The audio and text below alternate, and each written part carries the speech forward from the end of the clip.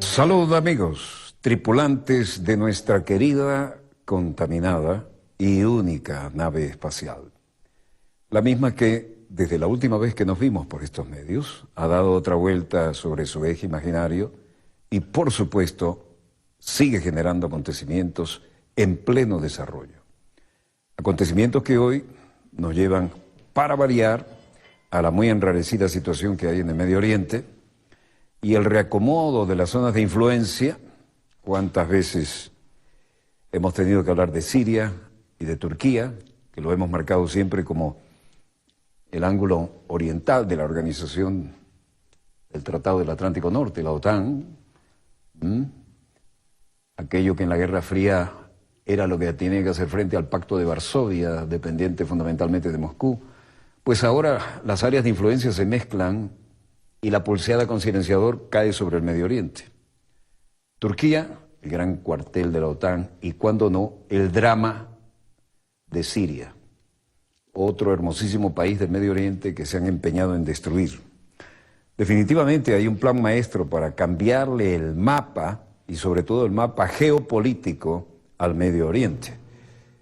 Y las potencias están ahí, no metiendo la mano, metiendo el brazo completo.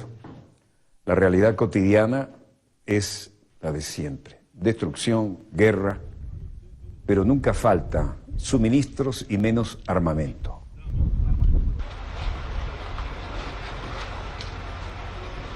Lo que estamos viendo aquí es el resultado de un bombardeo en Siria y estamos al límite de un alto el fuego. Turquía atacó con artillería a periodistas extranjeros en Siria, es la última información que tenemos. Rusia señaló a Turquía como responsable de un ataque artillero en Siria que dejó heridos a varios periodistas extranjeros. Recuerdan que les dijimos que ya no había respeto por los corresponsales de guerra, ¿no?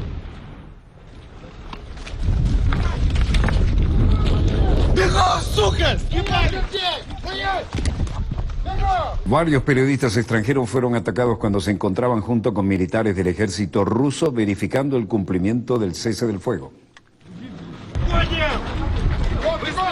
La inspección era realizada en la provincia de Latakia, en el norte de Siria, y de pronto sufrieron un ataque artillero proveniente del territorio de Turquía, según afirmó el portavoz del Ministerio de Defensa ruso, Igor Konashenkov.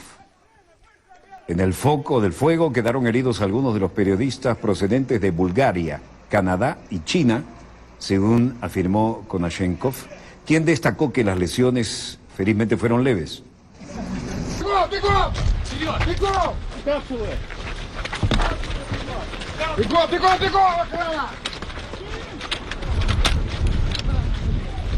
Recuerdan que les dije, hay una edad para ser corresponsal de guerra, ¿no?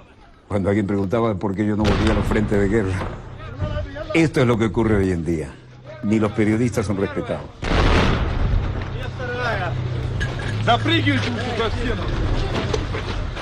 En el punto de concentración de fuego quedaron heridos algunos de los periodistas procedentes de Bulgaria, Canadá y China, según afirmó Konashenkov, quien destacó que las lesiones felizmente fueron leves. Rusia denunció al menos 9 violaciones a la tregua en Siria. De acuerdo con la agencia rusa RIA Novosti, en total fueron 8 proyectiles de artillería los que cayeron a una distancia de entre 150 y 400 metros del lugar donde se encontraban los reporteros. Todo un mensaje disuasivo, ¿no? Si las noticias son malas, maten al mensajero. Mientras tanto, en Ginebra, el ministro de Relaciones Exteriores con más horas de vuelo en el mundo, Sergei Lavrov, se reunía con Ban Ki-moon. El canciller ruso dijo que es inaceptable el uso de las cuestiones de derechos humanos como pretexto para interferir en los asuntos internos de los estados y desestabilizar a muchos países y regiones enteras. Advirtió del grave peligro que conlleva esto. Y lo hizo justamente en Ginebra, en el ámbito de las Naciones Unidas. Ban Ki-moon llegó a Madrid después tras reunirse en Ginebra con el canciller ruso, ¿no?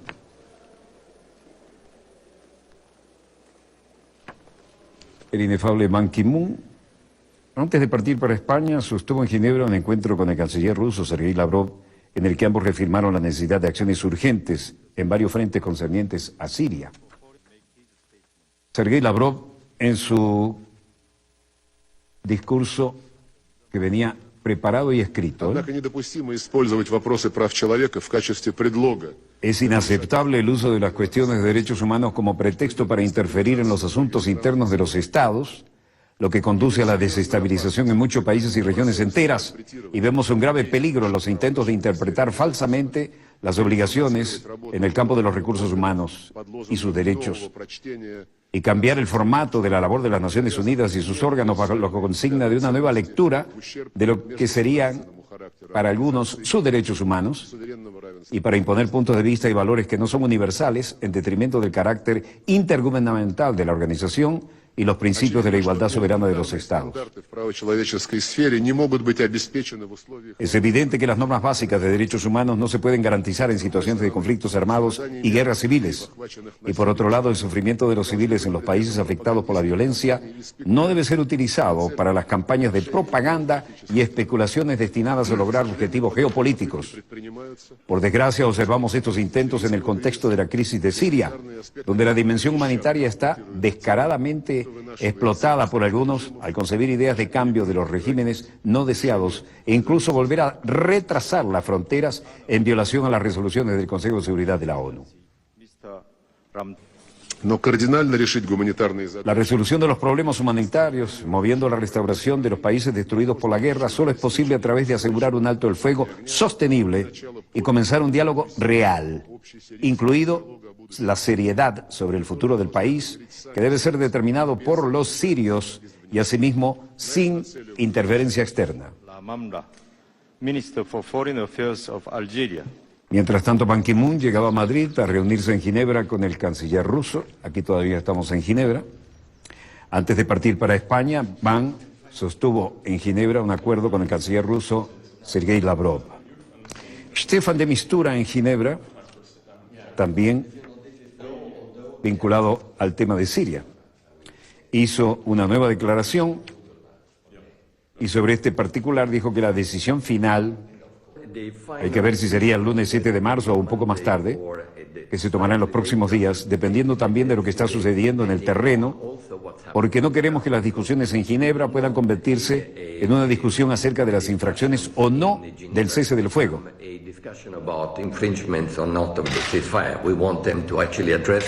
Queremos que se aborde en realidad el núcleo del tema. Recuerde, todo esto está destinado a detener la lucha con el fin de tener más ayuda humanitaria.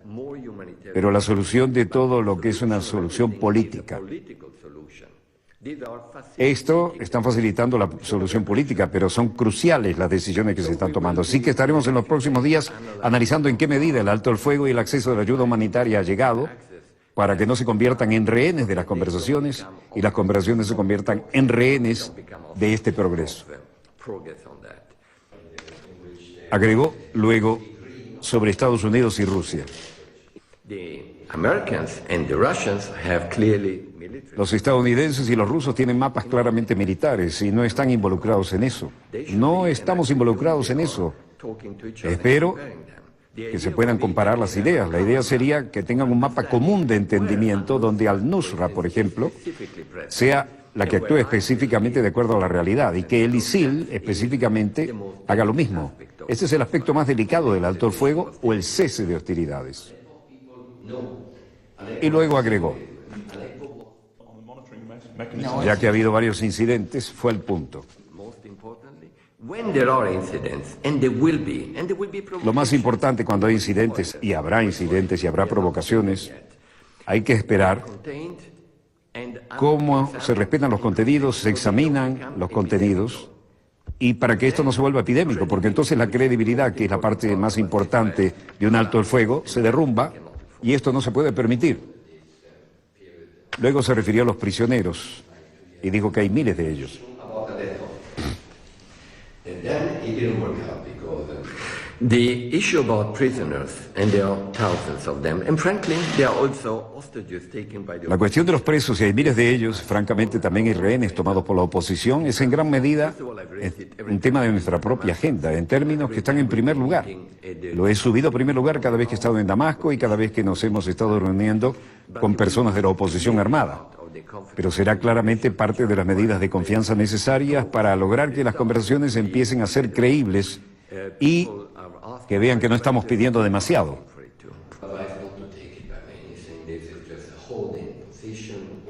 Refiriéndose a desplazados y todo lo que está en juego ahí, dijeron, ellos quieren volver, ellos no quieren dejar su territorio. El momento, creen que tienen la voluntad de Dios.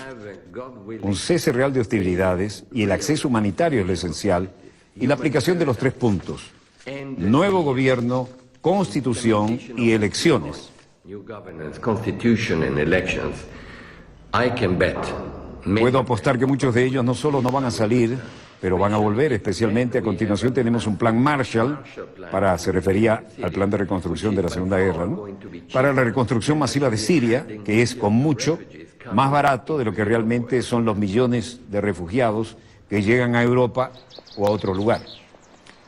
Aquí estamos en Ginebra, Suiza, obviamente, y las conversaciones para Siria serán reanudadas 9 de marzo. El enviado especial de la ONU para Siria, Stefan de Mistura, a quien acabamos de ir declarando, anunció que las conversaciones para cese de paz se reanudarían el 9 de marzo por la tarde en la ciudad de Ginebra. Sergei Lavrov, canciller de la Federación de Rusia, decía: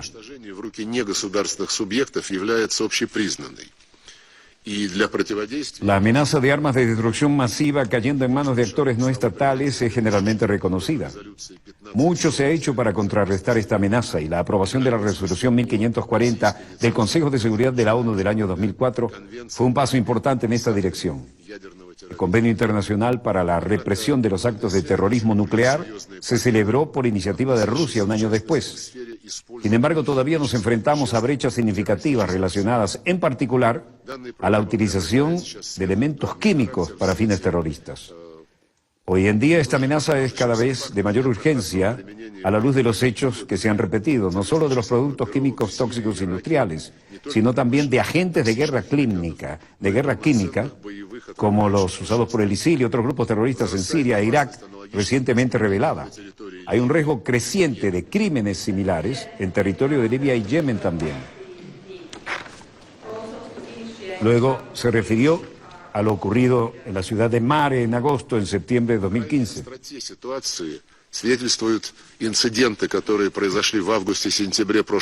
Los accidentes en la ciudad siria de Mare en agosto y septiembre de 2015, cuando, como la Organización para la Prohibición de la Emisión de Armas Químicas ha establecido, los militantes del ISIL utilizaron proyectiles de artillería llenos de agentes de guerra química, mostaza, azufre, dan testimonio de la extrema urgencia de la situación y no dejan ninguna duda sobre el terrorismo químico que está emergiendo como una amenaza no abstracta, sino una grave realidad de nuestro tiempo que puede y debe abordarse a través de un trabajo significativo intensificado a nivel internacional.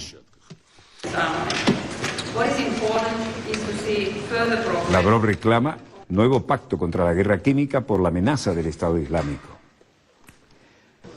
Salimos de estas latitudes, nos vamos al Medio Oriente. Y en Tel Aviv declaraba, así como Lavrov lo hacía en Ginebra, en Tel Aviv salía a declarar el ministro israelí de Defensa, Moshe Ya'alon, y se refería en un evento internacional a algo que ya había adelantado. Los sirios están utilizando armas químicas de grado militar y últimamente han estado utilizando materiales como cloro contra la población civil. Incluso en estos días, después del supuesto alto al fuego, siguen cayendo barriles de cloro en las zonas de la población civil. Israel insiste en que el gobierno sirio ha utilizado armas químicas durante la tregua. Y esto es Calandia, Ramallah, margen occidental del Jordán. Soldados y policías israelíes entraron en un ambiente de confrontación. Acá se estaba quemando un todoterreno militar israelí. Y aquí hubo un tiroteo bastante intenso pero breve. Soldados y policías israelíes mataron a tiros a un palestino en Jerusalén nuevamente. Las noticias parecen repetirse calcadas, ¿no?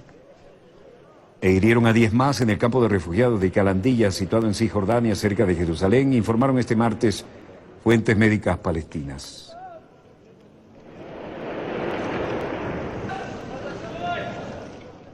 Los territorios palestinos, Jerusalén e Israel, registran una ola de violencia desde el pasado 1 de octubre y han dejado 178 muertos palestinos, 28 israelíes y un estadounidense, además un eritreo y un sudanés, según recuentos de la agencia francesa France Presse. Violentos enfrentamientos después de que un todoterreno con 2 soldados entrara por error en un campo de refugiados palestinos y fue recibido a tiros, pensando que estaban invadiendo. Fawaz es la madre vinculada familiarmente a lesionados palestinos.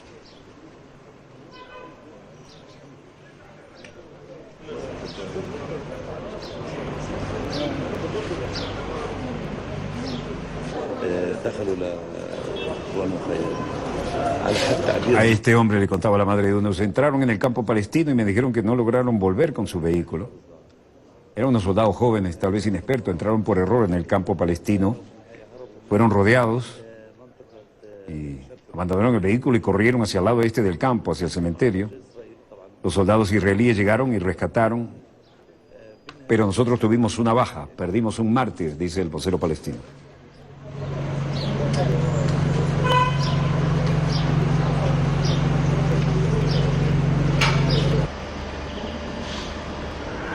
Nuevo clima de tensión, entra un todoterreno israelí por error en un campamento palestino y se arma la de siempre.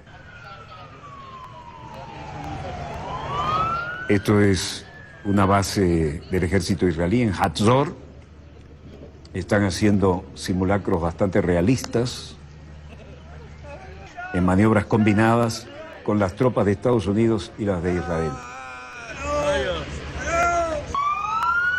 Ahí se imita lo que podría ocurrir después de un ataque, y el teniente coronel John Pearson, jefe del cuerpo médico en el plan de operación, muchas cámaras, un ensayo para eventuales confrontaciones.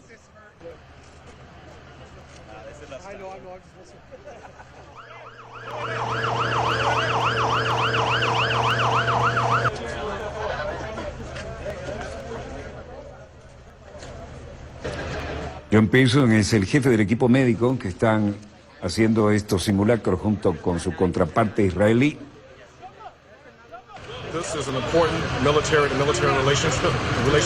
Este es un importante ejercicio coordinado con los israelíes entre Estados Unidos y sus fuerzas militares, y es una oportunidad para nosotros para probar cómo los soldados estadounidenses reciben tratamiento médico en situaciones de combate y bajo fuego, y este es un ejercicio bastante realista aquí en Israel. En suma, una vez más, Estados Unidos y militares israelíes realizan un ejercicio combinado. Mientras tanto, en los suburbios de Bagdad, ahora en Irak, lo de siempre.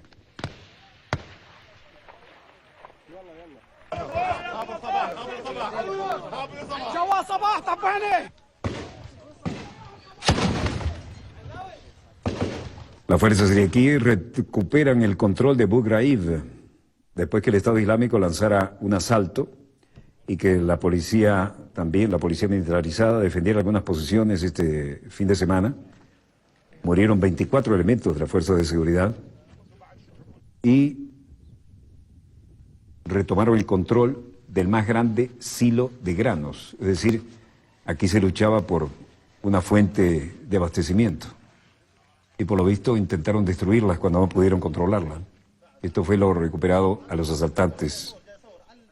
El líder de Ahatib dice, hemos estado luchando aquí por 2 años, luchar con los grupos terroristas de aquí nunca ha sido algo que se haya detenido.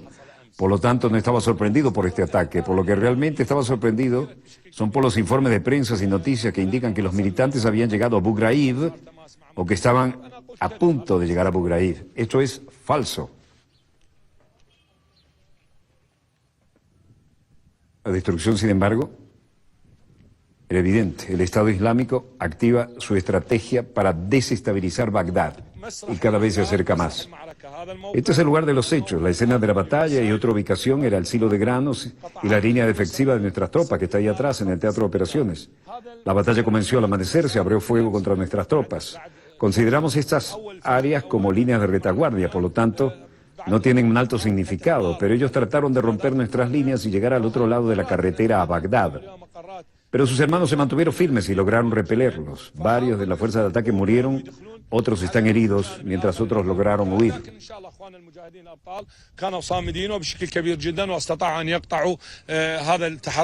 En apenas 24 horas, las huestes del autodenominado Estado Islámico han perpetrado los ataques más sangrientos del año pasado en suelo iraquí, y el funeral del comandante de la milicia chiita se convirtió en un baño de sangre en Mudadiyah, a unos 80 kilómetros al noreste de Bagdad.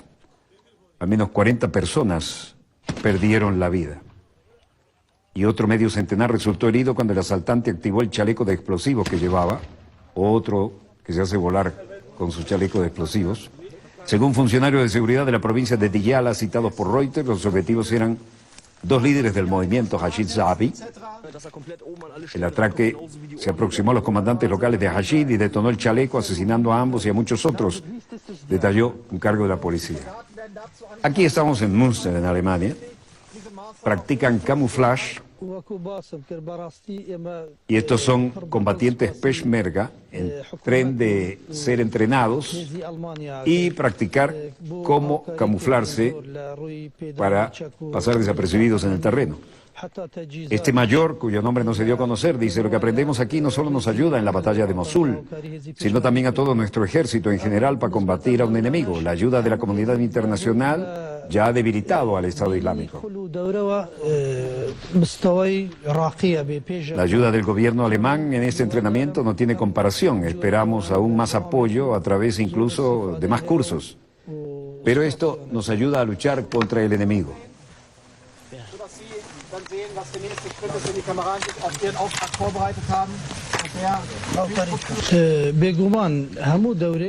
Hacer una buena patrulla de reconocimiento ahorra derramamientos de sangre. Sé mucho sobre el enemigo, puedo actuar en consecuencia y tengo menos pérdidas. Así puedo conducir mi operación mejor y tener más éxito.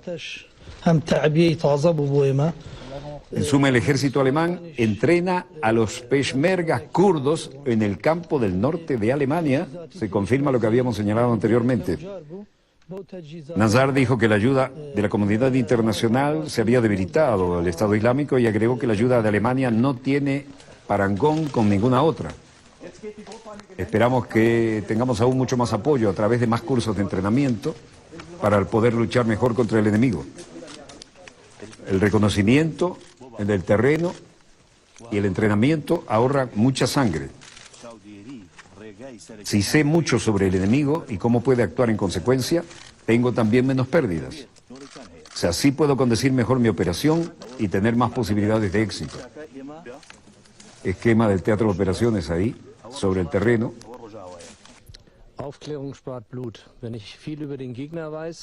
El coronel Achenlein dice: en efecto, el reconocimiento ahorra sangre. Si realmente tenemos una inteligencia adecuada que nos brinda datos sobre el enemigo, actuaremos en consecuencia y tendremos menos pérdidas. Los peshmergas aprenden cómo obtener la información sobre el enemigo sin radar, sin aviones no tripulados, y evaluarlo para futuras operaciones militares, señaló el ejército alemán en un comunicado relativo a estas maniobras de entrenamiento en plena Alemania. Después del final del curso de 2 semanas, la Bundeswehr espera que el Peshmerga transferirá sus conocimientos a otros combatientes que ya están en Irak.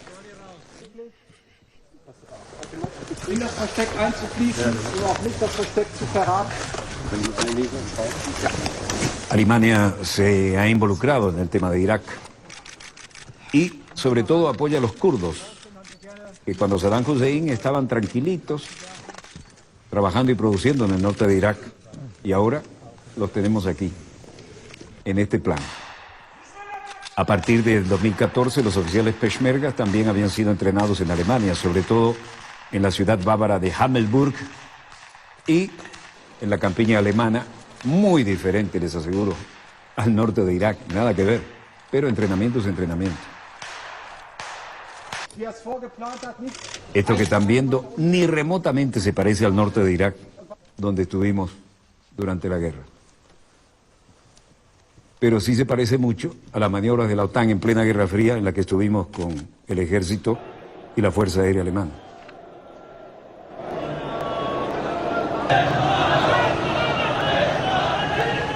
Rawalpindi, funeral que se transforma en manifestación, funeral de un ex legislador.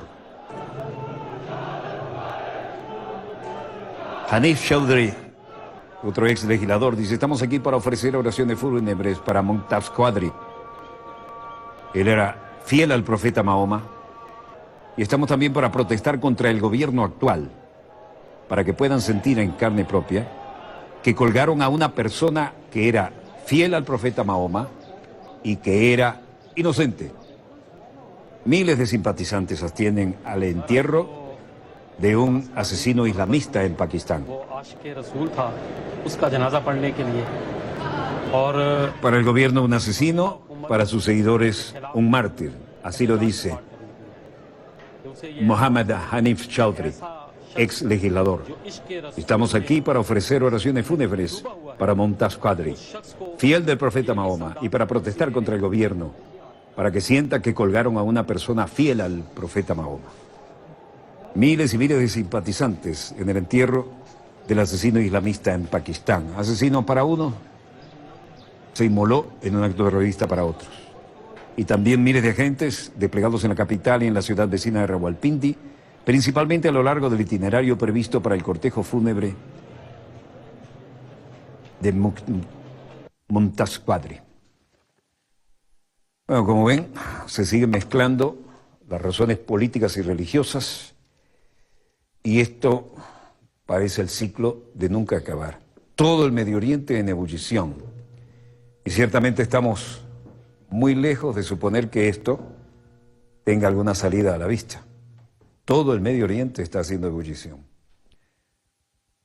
Bueno, la señora Hillary Clinton sigue en campaña. En este momento está otro de sus actos. Vamos a mostrarlo unos 30 segundos, señor director. Don't let anybody tell you we can't make things in America anymore, because we can, we are, and we will. Hace nuevamente el llamamiento a que somos muchos, tenemos el poder, vamos a cambiar a América. Cuando ellos dicen América, americanos somos todos. Hay que reivindicar esto, el gentilicio. América del Norte, América Central, América del Sur. Ellos son parte de América del Norte, pero americanos somos todos. Y Américo Vespucio no era precisamente un yanqui, ¿no?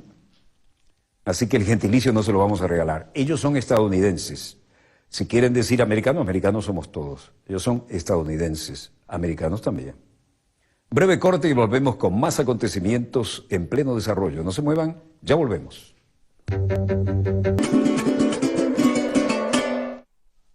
Volvemos con más acontecimientos en pleno desarrollo.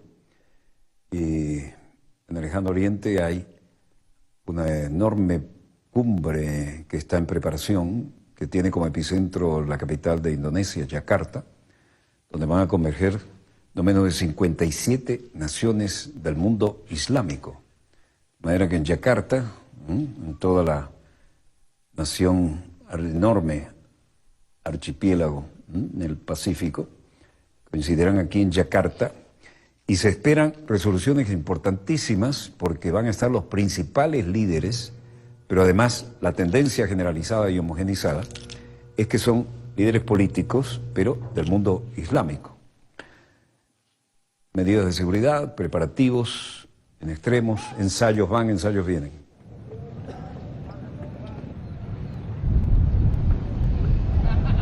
Cumbre de 57 mandatarios islámicos y el jefe del ejército, Gatot Nurmantio, decía: no toleraremos ni cederemos ante ninguna actividad sospechosa que indique condiciones amenazantes. Sean conscientes de cada paso y anticipen cualquier infiltración que podría dar lugar a un acto terrorista. Langkah antisipasi atas segala kemungkinan penyusupan dari manapun datangnya, terutama indikasi terhadap aksi terorisme,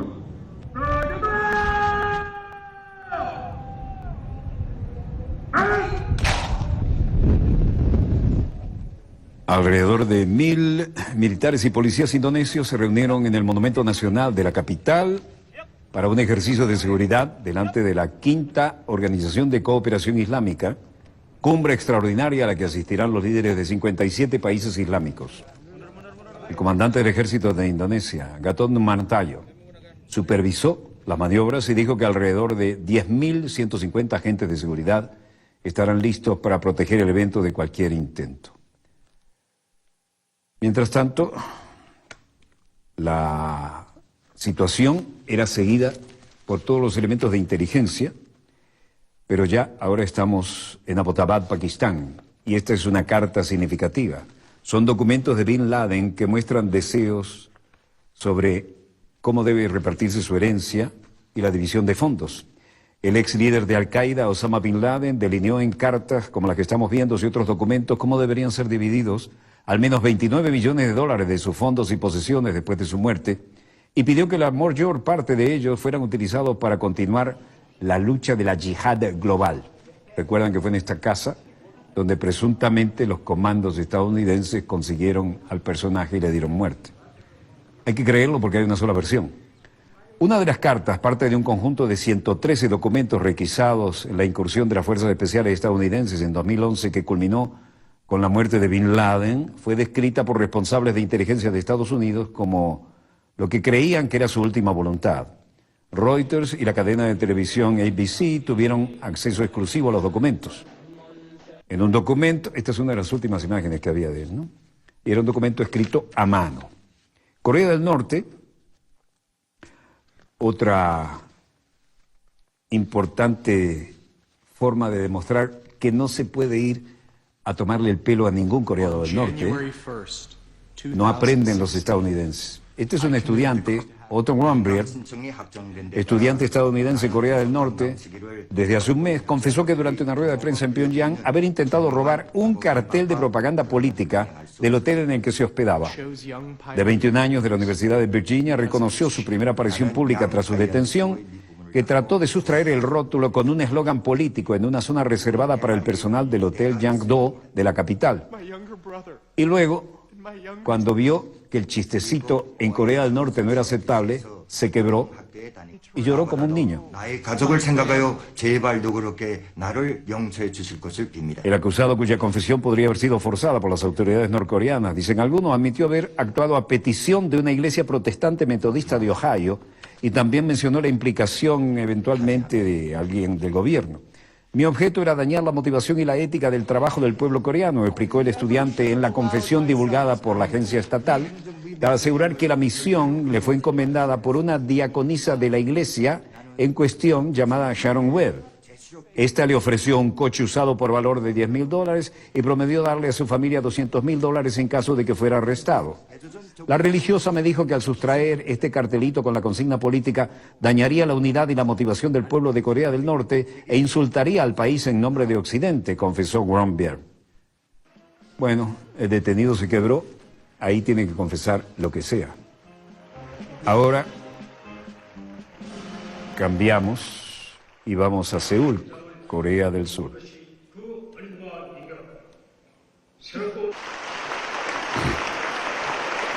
El presidente surcoreano Park Geun-hye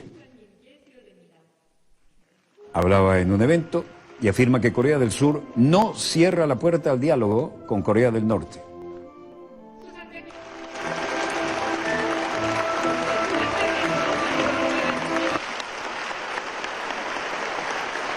En medio de los frecuentes recalentamientos por roces y encontronazos en la frontera, Park Geun-hye dijo: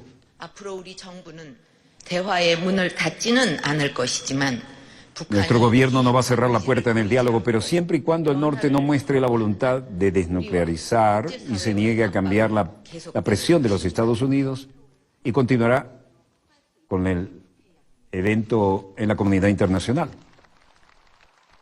Luego cambió de tema y dijo: el gobierno japonés no debe olvidarse del error en su historia y debe poner en práctica fielmente el espíritu y el propósito del acuerdo, así como poner esfuerzos para que sean recordadas las lecciones para las futuras generaciones.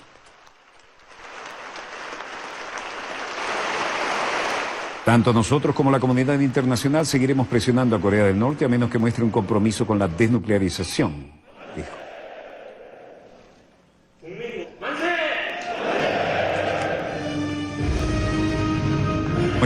Estamos llevando a cabo este evento con el fin de permitir que la gente de nuestro país herede la paz, se mantenga la independencia, así como la de nuestros antepasados.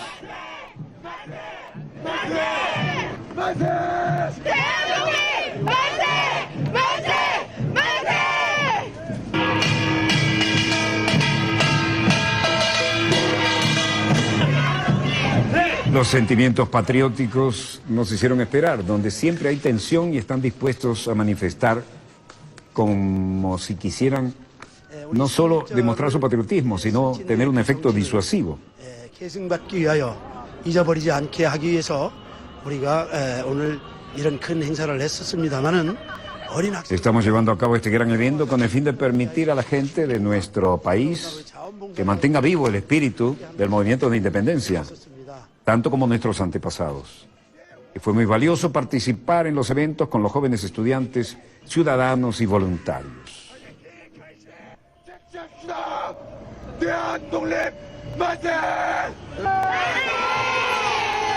No hay que olvidar que después de la sangrienta guerra de Corea, en la que los aliados occidentales que ganaron la Segunda Guerra Mundial salieron con las tablas en la cabeza, solamente hubo un armisticio en el paralelo 38 y fueron las retiradas más vergonzosas de los generales de 4 estrellas que habían ganado la Segunda Guerra.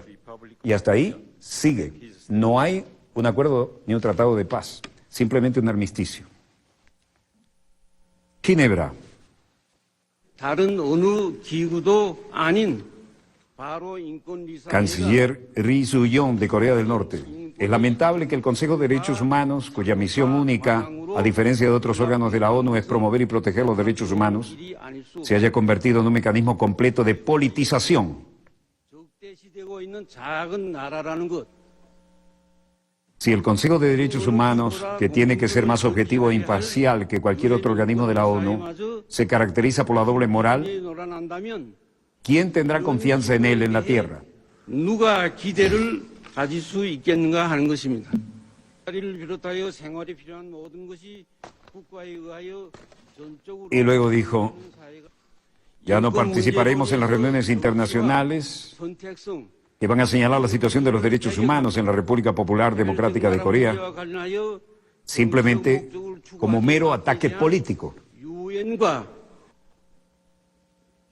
우리 공화국이 그런 회의들에서 우리 공화국을 반대하는 Cualquier acuerdo que se adopte contra la República Popular Democrática de Corea, es decir, Corea del Norte, en tales sesiones seguirán valiendo nada, pero solo es una prueba de los estándares de parcialidad y de doblez. 남을 것입니다. Sea o no este tipo de resoluciones la que han de ser sometidas a votación, será un asunto nuestro 교리가 y nunca jamás nos sentiremos obligados a ellos. 말든 개치 않을 것이며 또 그런 것에 절대로 구애되지도 않을 것입니다.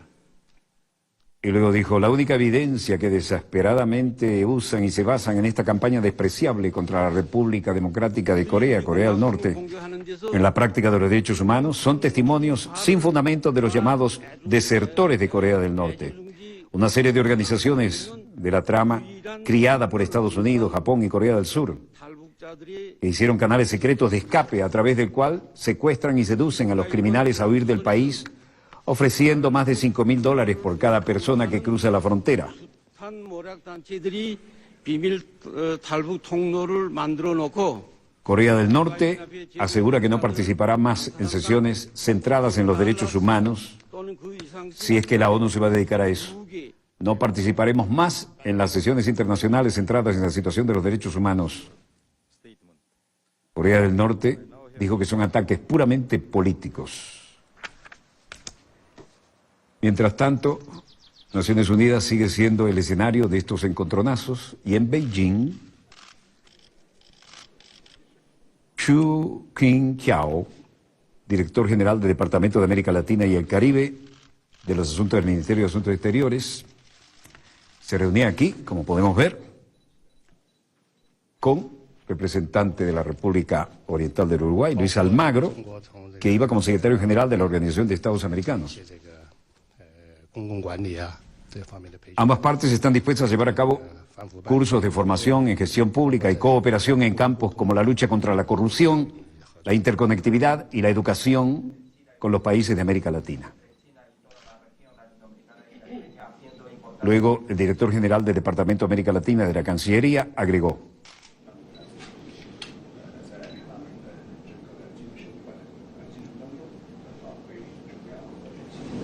en la actualidad, la cooperación de China con los países de América Latina se ha ido expandiendo continuamente con foros clave en construcción y cooperación global, poniendo en marcha oficialmente lo que el presidente Xi propuso, una serie de diseños de nivel superior y varias iniciativas de cooperación durante sus 2 visitas a América Latina, con el fin de mejorar la cooperación entre China y América Latina.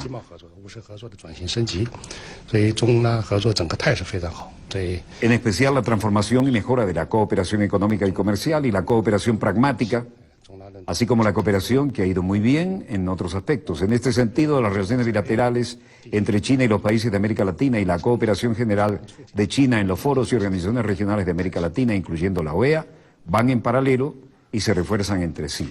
Esta es la situación general. Vínculos de esta nueva forma como secretario general de la OEA. Aquí lo que se busca es que la relación entre China y América Latina vaya mucho más allá del intercambio de materias primas, ¿no? Y Luis Almagro dijo que China es actualmente el primero o segundo socio comercial de casi todos los países latinoamericanos. Moscú. Vladimir Putin.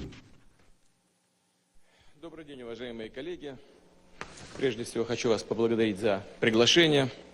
Принять одним из ключевых факторов благоприятного делового... Evento internacional con las cámaras de comercio y dice, entre los factores claves de un clima favorable para los negocios están las fuertes garantías de los derechos, la dignidad y la propiedad de los empresarios y todos los ciudadanos del país.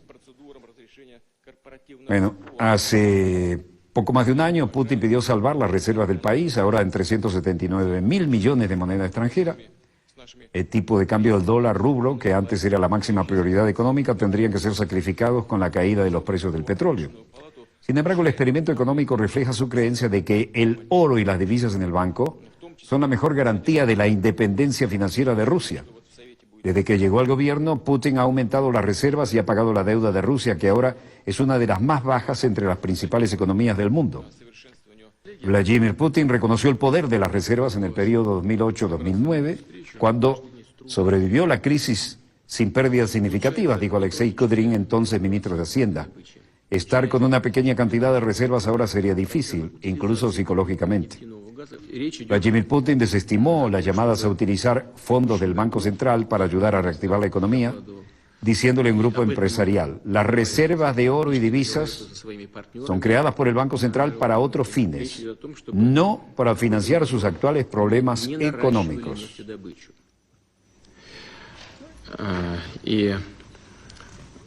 Lo que hemos estado hablando con el ministro Alexander Novak y lo que me informó a mí, hemos casi acordado con todos los socios del mercado internacional. Estamos hablando de no aumentar la producción de petróleo este año. A medida que el ministro me dijo que todos están de acuerdo con esta sugerencia, algunos incluso tienen sugerencias más radicales. Pero todo el mundo está de acuerdo con esto, no aumentar la producción de petróleo a ciencia cierta. El propósito de nuestra reunión y de la reunión de hoy es para que yo pueda personalmente escuchar esto de ustedes. ¿Realmente apoyan esta sugerencia del ministro? На 2016 год, исходя из показателей января текущего года. Ну, разумеется, имеется в виду... La sugerencia, para ser precisos, es mantener el volumen de producción de petróleo en Rusia en el año 2016 en el nivel de enero de este año. Por supuesto, esto implica la media, el promedio de 2016. Madrid, las Cortes, el Congreso de los Diputados, Parlamento Español. Líder del Partido Socialista de España, Partido Socialista Obrero Español, Pedro Sánchez, declaraba hoy Los diputados llegando, entrando a la sala de sesiones. El inefable Rajoy. Podemos, Pablo Iglesias, otros miembros del Parlamento, y del PSOE, Pedro Sánchez. ¿Con quién sumar más apoyos, señor Rivera? Muchas preguntas, pocas respuestas.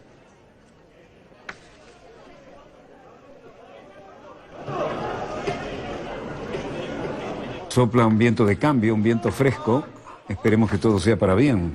El líder socialista Pedro Sánchez pidió diálogo para sumar apoyos y ofreció reformas. Se presentó hoy en el Parlamento con su candidatura a la presidencia del gobierno con una batería de reformas que tienen un marcado eje social, como cabía de esperar, y consciente de la importancia del diálogo para superar la escasez de los apoyos. Sánchez parte del acuerdo que la semana pasada suscribió con Ciudadanos con 200 medidas reformistas que desmontan gran parte del andamiaje levantado en los últimos 4 años por el PP, pero los 130 votos que suman ambos partidos son insuficientes para gobernar. Y esta es la gran interrogante en el Parlamento español.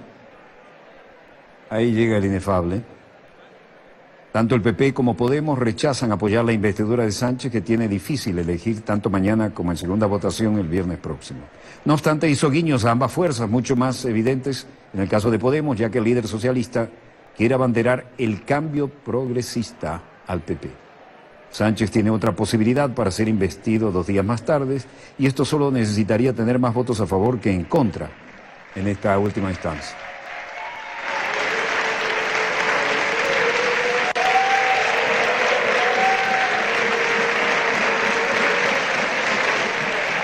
Soplan nuevos vientos, como dijimos, y los aplausos los van a entender.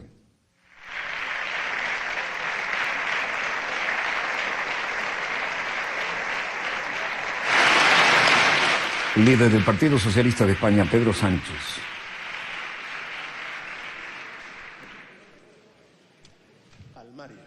Palmaria. Que la voluntad mayoritaria, que todos los votantes de izquierdas de este país lo sepan. No hay mayoría suficiente en este Parlamento para sumar un gobierno de izquierdas. No suma, lo siento, pero no suma. La izquierda no ha conseguido en estas elecciones el número de diputados y diputadas suficiente para conformar un gobierno de un único color político.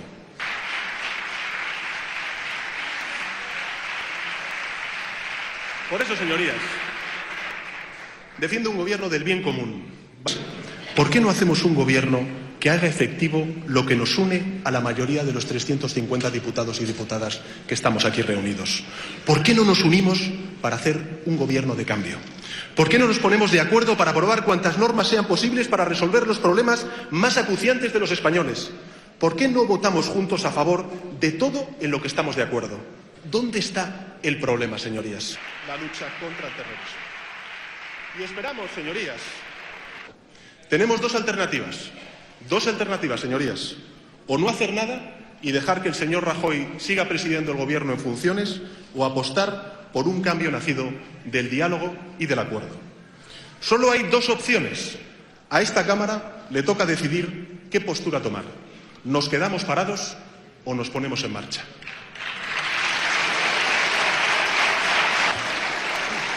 Gracias, señor Sánchez Castro.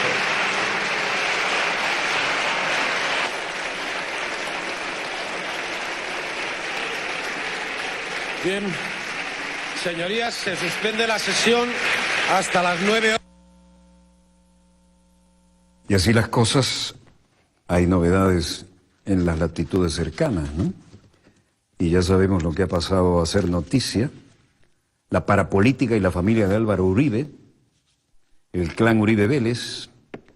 Uribe Vélez fue presidente de Colombia, antes había sido gobernador de Antioquia, en el noreste, y en la actualidad senador del Partido Centro Democrático AD. Los analistas colombianos coinciden en que para acceder a esos cargos y mantenerse en los altos niveles de la política, desvió recursos para financiar a grupos paramilitares, y este es su hermano ahora en graves problemas, y recibir a cambio favores que aseguren su permanencia en el poder y el control de las instituciones.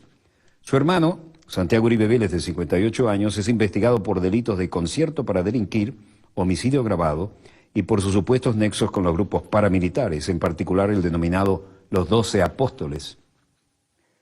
Fue detenido el martes y solo un caso más que vincula a familiares, amigos cercanos y funcionarios que ejercieron altos cargos durante su periodo de gobierno y que forman parte de la parapolítica impulsada por las instituciones del Estado colombiano, advierten los expertos. Las claves del clan Uribe Vélez. Durante los 3 primeros años del gobierno de Uribe Vélez, 2002-2005, más de 1 millón de campesinos fueron desplazados por los llamados escuadrones de la muerte, bajo la excusa de que eran partidarios potenciales de las Fuerzas Armadas Revolucionarias de Colombia, Ejército del Pueblo, FARC-EP y otros movimientos sociales. Santiago Uribe Vélez y sus vínculos con el paramilitarismo. Entre sus allegados vinculados con el paramilitarismo están su primo Mario Uribe, ex senador, ex presidente del Congreso 2001-2002, quien utilizó las extorsiones de los Autodefensas Unidas de Colombia para conseguir beneficios políticos y monetarios. Gracias a las gestiones de Uribe Vélez, solo cumplió a pena de 90 meses. También Nancy Patricia Gutiérrez, expresidenta del Congreso, fue uno de los 60 congresistas de la coalición del gobierno uribista que fueron procesados. Mauricio Santoyo Velasco, quien fue jefe de seguridad del propio, fue acusado en Estados Unidos de asociación ilícita con narcotraficantes y recibir sobornos a cambio de ayudar a las organizaciones de la droga. Se declaró culpable en 2012 de conspirar para proveer apoyo material y recursos a las AUC y otros jefes de seguridad. Cosa que a mí me sorprendió mucho. Lo dijo de una manera un poco eufemística, pero finalmente eso fue lo que él planteó, que yo seguiría viva. Investigaciones que, por ejemplo, hizo Olga Alvear, que hizo Verdad Abierta, que es la propia revista Semana, terminan en la captura de Santiago Uribe, que fue uno de los promotores del paramilitarismo en el sur de Córdoba y Antioquia, principalmente con la organización de los 12 Apóstoles. Un coronel y diferentes versiones de víctimas vienen a corroborar eso. De hecho, uno de los testigos estrellas hace 4 años fue asesinado en plena cárcel que estaba denunciando esto. Profundamente por las víctimas, por la memoria de Antioquia, por la memoria del país, por el derecho de las víctimas a la justicia, que la familia Uribe responda por sus crímenes, por los desalojos, pero ante todo, por haber roto y corrompido la institucionalidad colombiana. Ese es público, notorio y comunicacional que Álvaro Uribe es el jefe de las bandas paramilitares colombianas. Pero celebramos que se ha investigado cualquier grupo paramilitar, en este caso los 12 Apóstoles, y uno de los errores, creo que adrede, que cometieron los gobiernos colombianos en su momento al desmovilizar a los mandos superiores de las paramilitares, es que los cuadros medios, los cuadros bajos quedaron a la deriva. Y esos cuadros medios y cuadros bajos, ¿hacia dónde se fueron? ¿Hacia dónde han venido? Hacia Venezuela. Bueno, no hay ninguna duda de que de alguna manera al fin se van aclarando las verdades que todo el mundo sabía, pero que mucha gente negaba. Y quiero agradecer el envío de un libro espectacular que habla de la resistencia de un pueblo en armas, que se refiere a las fuerzas guerrilleras que han hecho frente a todos estos corruptos en una de las más largas historias que grupo armado resistente alguno haya tenido en América Latina. Y esto dice: si un gobierno usa la fuerza para someter al pueblo, la insurrección se convierte en el más sagrado de sus derechos y también el más indispensable deber. Es un derecho tan universal como la Declaración de la Independencia de los Estados Unidos el 4 de julio de 1776, que plantea el derecho a luchar para que haya un gobierno justo. La presente obra reúne un fragmento de historia de las Fuerzas Armadas Revolucionarias de Colombia, Ejército del Pueblo, FARC-EP, como aporte el esclarecimiento de la verdad sobre la guerra, premisa indispensable para construir la paz cierta en un país donde se proscriba también matar al que piense distinto. Y tiene una tocante dedicatoria que voy a compartir con ustedes. Dice: La Habana, enero 3, 2016.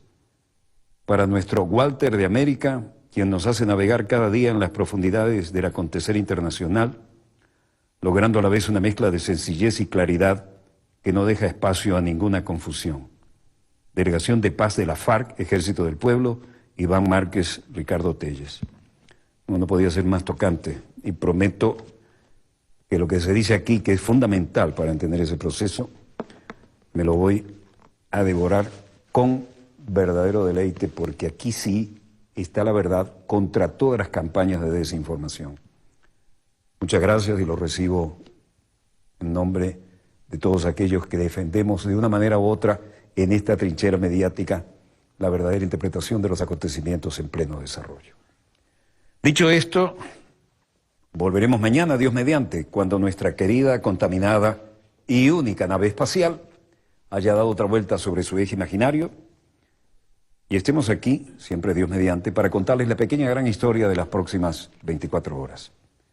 Donde quiera que se encuentren de ese lado del receptor, muchas gracias por permitirnos estar allí con ustedes. Desde el estudio 3 de Venezolana de Televisión, el canal pionero de la televisión venezolana, finaliza aquí Dossier, el programa decano en todo el hemisferio occidental de la información internacional vía satélite. Les habló Walter Martínez, productor y conductor del mismo. Disponga usted de las cámaras, señor director.